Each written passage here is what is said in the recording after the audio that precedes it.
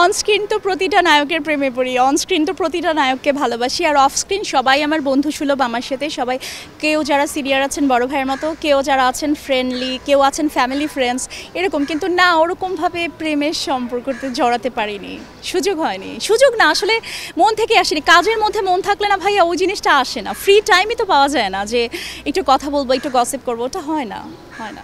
কোনো নায়কের কাছ থেকে কখনো প্রেমের প্রস্তাব পেয়েছিলেন?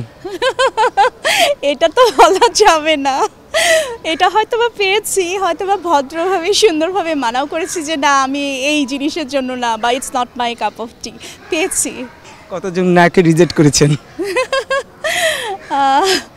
বেশি হবে না, 3-4 জনই হবে, বেশি হবে না।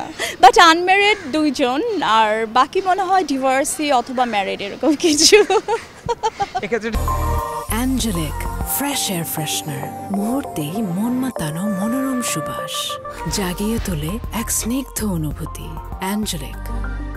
এই সময়কার একটা জিনিস শোনা যায় মডেলদের, তাদের নাকি কেরিয়ার ডেভেলপ করার জন্য বা কেরিয়ারটাকে তাকে ক্যারি অন করার জন্য তারা নাকি সুগার ড্যাডি করে, এই জিনিসটা কি বল? আমার তো মনে হয় সুগার ড্যাডি ওয়ার্ডটা আসছে কেমনি, সুগার মানে বেশি মিষ্টি না, ডায়াবেটিস হয়ে যাবে না? না আসলে সুগার ড্যাডির এই কনসেপ্টটা এরকম না। বহির্বিশ্বেও দেখবেন যে অনেকে আছে যারা অনেক ইয়াং অবস্থায় অনেক খাটাখাটনি করেছে, অনেক কাজ করে, তারপরে একটা পর্যায়ে যখন চলে যান এই যে অবস্থায় ধরেন কম বয়সী ছেলে বা মেয়েকে নিয়ে সংসার বা ফ্যামিলি লাইফ বা পার্সোনাল লাইফ লিড করে, এটা যার যার ব্যক্তিগত বিষয়। তবে আমার কাছে মনে হয় মডেল হতে চাইলে বা অভিনয় ও শিল্পী হতে চাইলে সুগার ড্যাডি দিয়ে কাজ হবে না, এটা দিয়ে অন্য কাজ হতে পারে। সাকিব ভাই, আমিন খান থেকে শুরু করে মান্না ভাই, সবার সাথে কিন্তু কম বেশি কাজ করা হয়েছে। সেক্ষেত্রে মনে হয় না যে আপনার কাছে দর্শকদের প্রত্যাশা বেশি ছিল?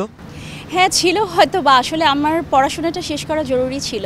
এছাড়া এক একটা সময় গেছে, যেমন করোনার টাইমে কাজ তেমন হয়নি। আগে তো জানেন অনেক হল ছিল, এখন হলের সংখ্যা কমে গেছে। আর আমি একটু ভালো অ্যারেঞ্জমেন্ট, ভালো বাজেটের কাজটা হলে তখন করতে একটু স্বাচ্ছন্দ্য বোধ করি। তার মধ্যে আমাদের অনেক স্বনামধন্য ডিরেক্টররা মারা গিয়েছেন যাদের সাথে কাজ করেছিলাম, তো মাঝখানে একটা বেশ কিছুদিনের গ্যাপ গেছে।